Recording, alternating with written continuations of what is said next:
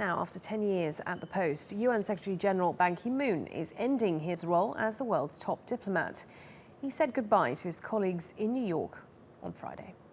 I have been working as voice of voiceless people, defender of the defenseless people. But you have to continue to do that. Now, I feel a bit like a Cinderella. Tomorrow at midnight, everything changes.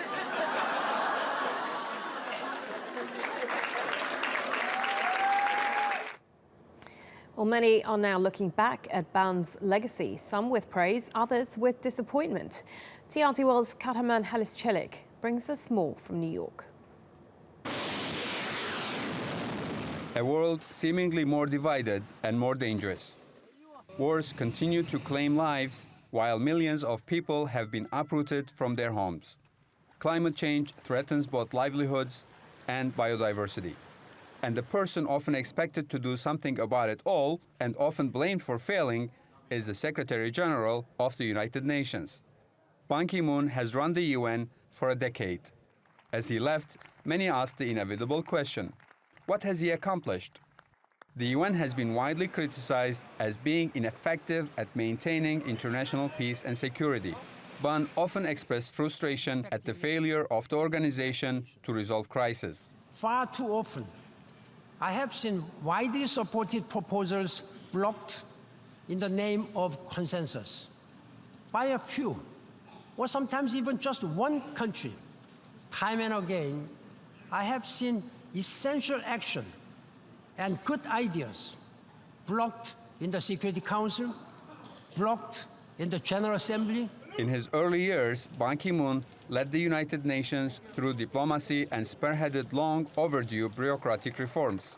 But critics say he hasn't done what he promised to do. Basically, his major deficiency is not criticizing the big powers. He saw the division in the Security Council, he talks about it, but he does not point fingers at those who are responsible.